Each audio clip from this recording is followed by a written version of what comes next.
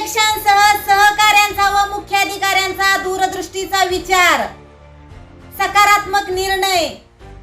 पण साहेब, आम्हाला तात्पुरता व्यवसाय करू द्या, हॉकर्स धारकांची मागणी.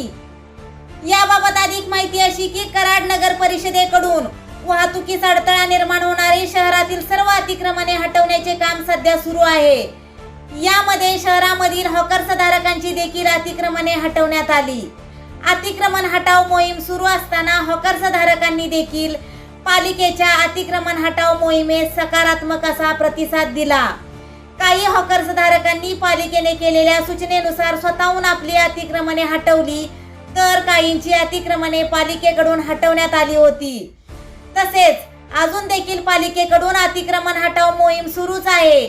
परंतु वर्षानुवर्ष व्यवसाय करणाऱ्या 520 हॉकर्स धारकांचे प्रलंबित प्रश्न व पुनर्वसन करण्याकरिता पालिकेने पुढाकार घ्यावा व हॉकर्स धारकांचे पुनर्वसन करावे. या मागणीनुसार आज कराड नगर परिषदेमध्ये लोकनियुक्त नगराध्यक्ष राजेंद्र सिंह यादव यांच्या अध्यक्षतेखाली हॉकर्स धारकांची बैठक पार पडली. यावेळेस नगराध्यक्षांसह मुख्याधिकारी श्री प्रशांत वटकर साहेब, उपनगराध्यक्ष साळुंके, सभापती अल्ताबाई शिकलगार, नगरसेवक प्रवीण आप्पा पवार यांच्यासह नगर परिषदेचे अधिकारी व कर्मचारी हॉकर्स धारक उपस्थित होते. हॉकर्स झोन मध्ये हॉकर्स धारकांना व्यवसायासाठी हक्काची जागा पालिकेतर्फे उपलब्ध करून देणार आहे. यासाठी कायदेशीर बाबींची पूर्तता करण्याकरिता किमान 20 ते 25 दिवसांचा कालावधी लागू शकतो. तोपर्यंत हॉकर्स धारकांनी सहकार्य करावे असे यावेळेस मुख्याधिकाऱ्यांसह नगराध्यक्ष यांनी हॉकर्स धारकांना विनंती केली. तर हॉकर्स धारकांपैकी काही जणांनी, साहेब, हॉकर्स झोन होईपर्यंत आम्हाला आहे त्या ठिकाणी व्यवसाय करू द्या अशी मागणी देखील यावेळी केली. यावर गुरुवारी पुन्हा एकदा कमिटीची बैठक घेण्याचा निर्णय झाला. बैठकीनंतर प्रसिद्धी माध्यमांना नगराध्यक्ष राजेंद्र सिंह यादव यांनी याबाबतची पूर्ण माहिती दिली. तसेच हॉकर्स संघटनेचे अध्यक्ष जावेदभाई नायकवडी यांनी संबंधित बैठकीबाबत उपस्थित प्रसिद्धी माध्यमांना माहिती दिली.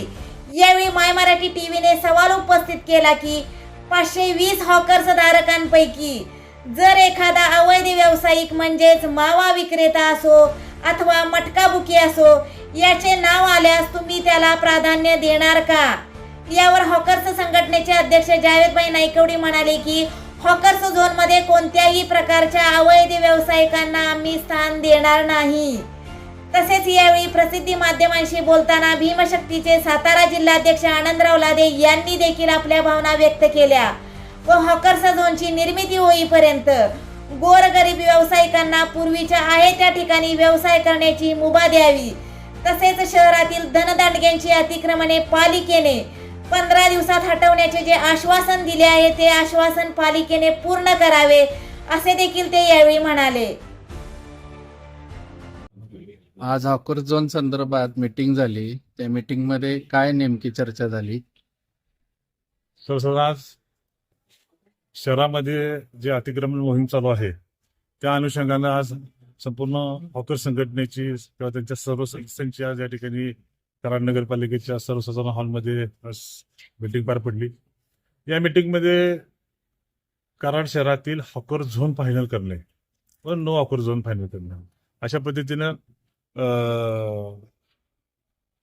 कायदेशीररित्या हॉकर झोन डिक्लेअर करणे या संदर्भात मध्ये संपूर्ण नगरपालिका आणि संपूर्ण हॉकर्स संघटना अशी यामध्ये चर्चा झाली. त्यानं काय आश्वासन दिलं किंवा काय ठरलं काही? 2019-20 ला अतिक्रमण मोहीम अशीच चालली असताना हॉकर झोन संदर्भामध्ये एक निर्णय घेण्यात आला होता.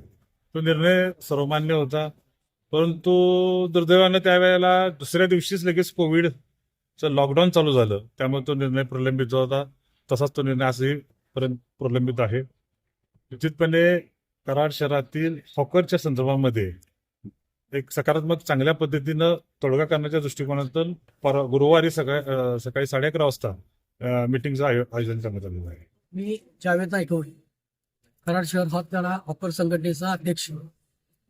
आज कराड नगर परिषद कराड या ठिकाणी आमची शिष्टमंडळाची बैठक होती. परंतु शिष्टमंडळ पालिका पदाधिकाऱ्यांना भेटणार हे कळताच ज्यांचं हातावरचं पोट आहे असे आमचे सर्व इच्छुक हॉकर्सधारक यांना थांबवलं नाही आणि त्यांनी या आमच्या मीटिंगमध्ये भरघोस अशी हजेरी लावली आणि नक्की निर्णय काय होतोय या उत्सुकतेने ते सर्व या ठिकाणी हजर राहिले. आजच्या या मीटिंगमध्ये सकारात्मक अशी चर्चा झाली, परंतु अजून आमचे व्यवसाय सुरू करण्यासाठी पालिकेच्या मते 20 ते 25 दिवस जातील.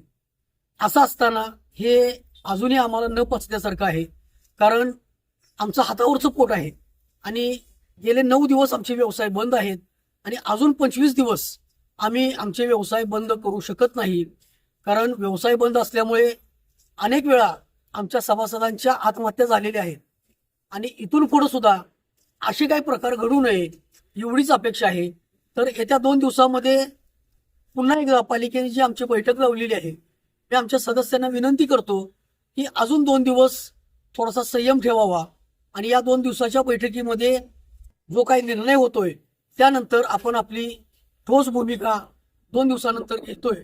व्यवसाय आपण जास्त दिवस बंद ठेवणार नाही, कारण आपलं पोट त्याच्यावरच आहे. मी हॉकर झोनचा कार्याध्यक्ष आनंदराव लादे, माझे नगरसेवक.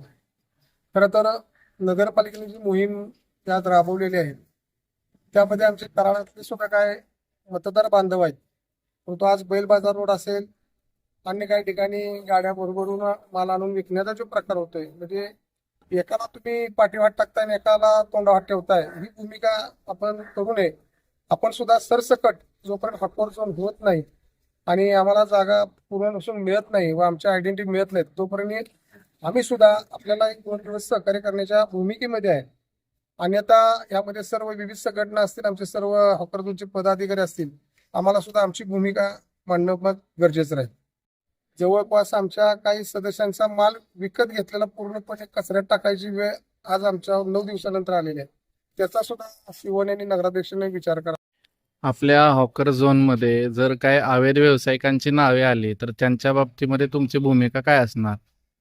जेणेकरून मटका व्यवसाय असेल, मावा विक्रेता असेल, त्याचं जर नाव त्या हॉकर झोनच्या 520 लोकांच्या यादीत जर आलं तर त्याबाबत तुमची भूमिका काय असणार?